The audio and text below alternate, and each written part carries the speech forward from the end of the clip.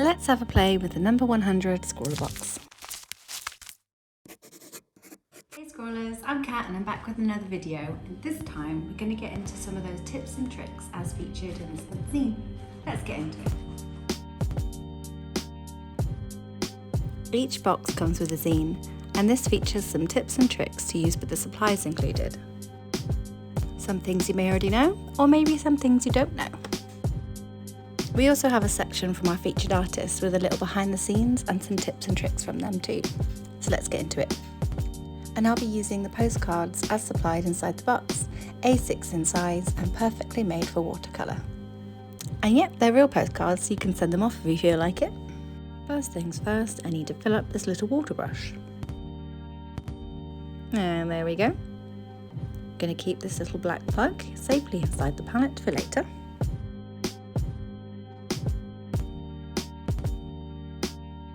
As always with watercolours, I'll be needing my 2 pots of water. And then some little extras I have in my pencil case. A ruler and a pencil.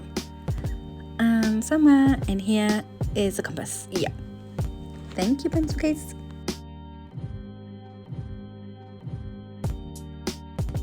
Confession time, I don't actually have a plan. So I'm going to start this off by procrastinating and roughly finding a middle to my page. Then I'm going to draw a circle using my compass. This is as mathematical as it gets for me. What I do know, and what I have planned, is to obviously use some of the tips. So let's create a little background in that circle. I'm going to make a nice wash using this lovely colour, watering it down using the palette. I want quite a subtle texture to the background, so I'm going to use a wet on wet technique for this. And I'll use the sponge to apply the paint, not being too precious about it.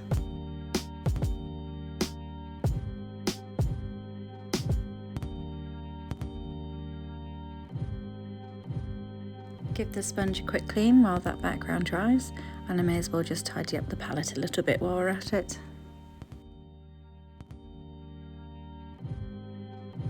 As you can see, it's easily wiped clean, and if the paint does happen to dry, just apply a few drops of water and it comes right off. As these paints are charcoal based, the water seems to just absorb super quickly into these paints. They dry down quite quickly, a lot quicker than they dry on the page. And I'm left with a subtle base to work on now.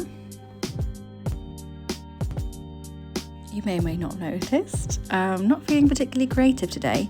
Those batteries are still on charge.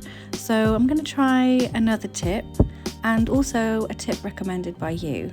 When I asked you about art block in the community, a lot of people said about intuitive painting. So I'm going to make mine intuitive but with a goal, just because I know what tip I want to use.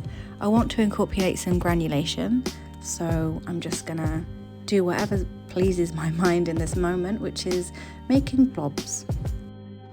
And then once they're all on the page, we'll figure out what to do with them. So you're all coming on this journey with me today. Let's see what happens. So the best way I found to get the granulation technique using these particular paints and this paintbrush is by using it as the actual water brush. So I'll load it up with the paint, and then I'll squeeze a little water out onto the page as I go. By loading the pigment into the water, it separates as it dries, so you'll notice a subtle granulation texture start to form. I'm dotting in darker bits of pigment to vary the tone as well, and it should make for a lovely textured finish. Clean up a little while that dries again, which to me seems to take an absolute lifetime. I have a little think about what colour comes next, and I reckon I'll go in with that dark colour, make the most of the gothiness from this palette. And I've been referring to this box as the goth box quite a lot, so thinking about it, I reckon I'll do some leopard print, because that's quite rock and roll, right? There we go, leopard print, we have a plan. You can see the texture starting to form here, and that's what I really love about these paints. They're just so unique and beautiful. Look at that colour as well, it's gorgeous. Who would have thought a neutral colour palette would be so exciting? While that dries, I've got plenty of time to look through Instagram. Have a little look at what you guys have been up to with this box.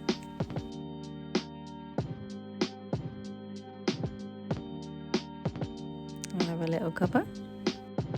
The dark's starting to dry off a bit, so just give it a little bit more of a drip drop.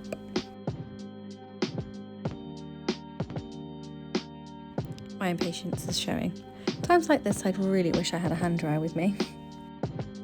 And we're ready. This paint has a milkier tone finish to it than I expected, but that's fine. It just means the darker will look a lot darker. And I want this one to be a bit more opaque than the last layer, so I won't add as much water, just to keep it thick. And this sneaky little one wasn't dry yet, but that's okay. It is easily resolved with some clean tissue. Just dab the mistake away. Dab dab.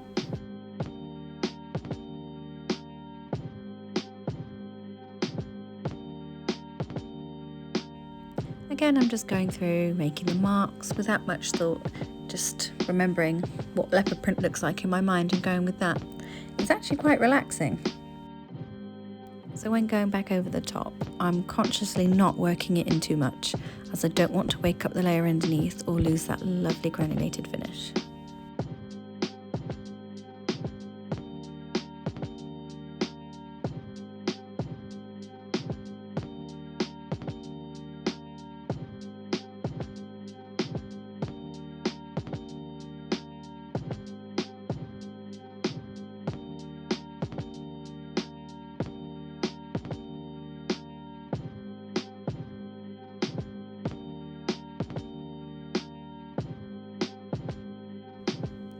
Mission accomplished, the granulated layer has not been affected.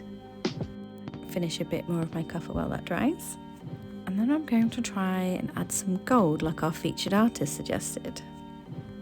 As it does blend out with water, I'm going to dot it into some wet areas and then just blend it out a little bit more, so it's like a nice subtle shimmery gold effect in there.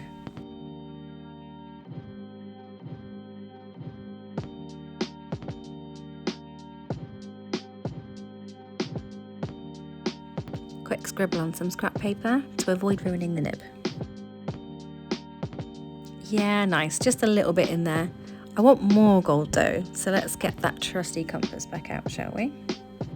Of course, you don't have to use a compass to make a circle. You can freehand it or just use a circle object like a coaster.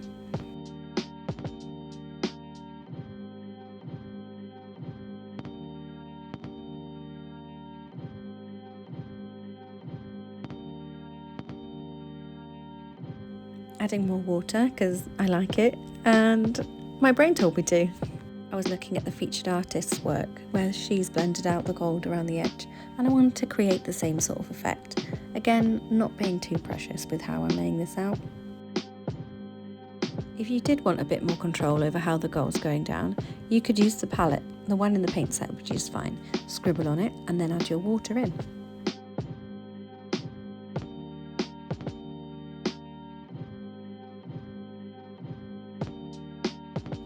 Finishing off with a few extra dots of gold here and there, just for fun. And I think we're done.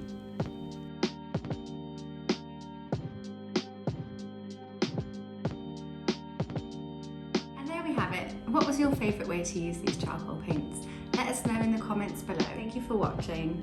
Remember to like and subscribe. Until then, keep scrolling! Thank you, Scrawlrs, for your art block tips. They've really helped me out today. If you wanted to read a bit more about that, then we've put together a blog post, which you'll find on our website. I'll try and remember to link that below. Until then, keep scrolling.